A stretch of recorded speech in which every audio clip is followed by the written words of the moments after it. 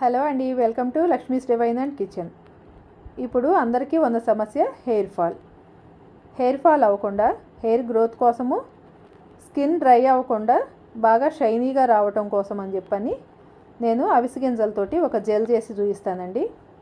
అవిసె గింజల్లో vitamin E, vitamin B ఉంటుందండి. విటమిన్ ఈ మనకి హెయిర్కి చాలా ఉపయోగపడుతుంది. వీడియోని ఎక్కడ స్కిప్ చేయకండి.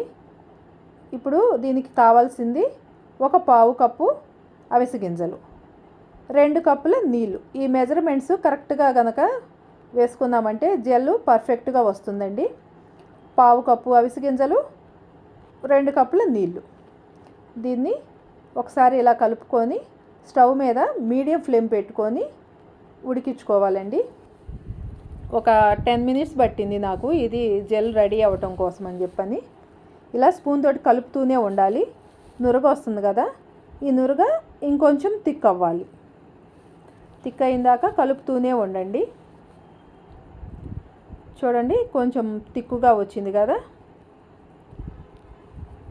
ఇది మనం ఏ స్టేజ్లో ఆపాలి అంటే, ఇది స్పూన్ తోటి కొంచెం తీసుకొని ఇలా 2 వేళ్ళతోటి చూసామంటే కొంచెం తీగ పాకం వస్తుంది కదండి మనకి. అలా తీగ పాకం సాగినట్లుగా సాగాలి. ఇప్పుడు చూడండి, అదిగోండి పాకంలాగా వస్తుంది కదా 2 వేళ్ళ మధ్యలో గుండా. ఈ స్టేజ్లో ఉన్నప్పుడు స్టవ్ ఆఫ్ చేసుకోవాలి.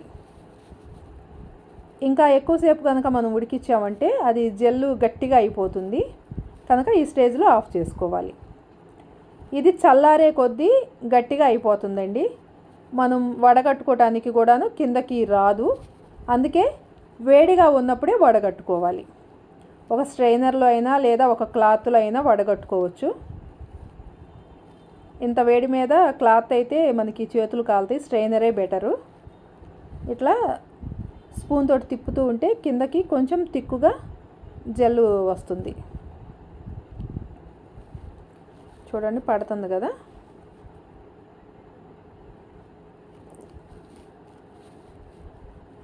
ఈ జెల్ రెడీ అయిన తర్వాత కూడాను ఒక 2 మినిట్స్ పాటు అలా తిప్పుతూనే ఉండాలండి, లేదంటే ఒకే చోట ఉండలాగా అయిపోతుంది. చూడండి, ఇందాక స్ట్రైనర్లోకి వేసుకున్నప్పటికీ ఇప్పటికీ మనకి మార్పు. ఇప్పుడు కొంచెం తిక్కు అయిపోయింది కదా చల్లారే కొద్దీ. ఇప్పుడు దీన్ని హెయిర్కి ఎలా వాడుకోవాలో చూపిస్తాను. చూసారా, స్పూన్ తోటి కూడా రావట్లేదు, అంత థిక్ అయిపోయింది. దీన్ని మీ హెయిర్ పొడవుని బట్టి మీకు ఎంత పడుతుంది అనేది చూసుకోండి.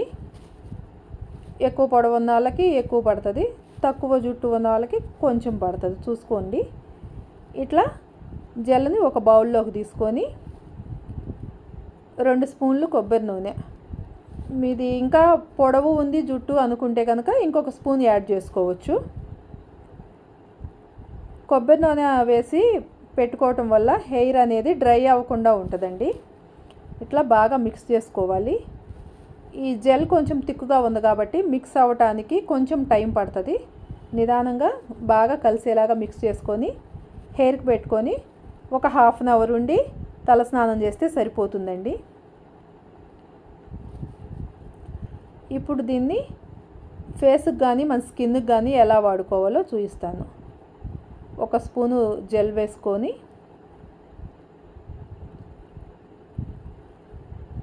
ఒక స్పూను తేనె వేసుకుందాము.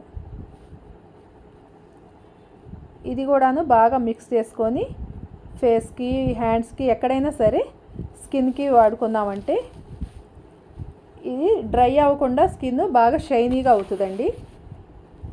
ఇలా తయారు చేసుకున్న జెల్ని మనము ఒక సీసాలో పెట్టుకొని ఉంచుకున్నామంటే 1 మంత్ పాటు నిల్వ ఉంటుంది. ఇది మీరు కూడా తయారు చేసుకుంటారని అనుకుంటున్నాను. మీరు చేసుకుంటే కనుక మీకు ఎలా వచ్చిందో కామెంట్ చేయండి.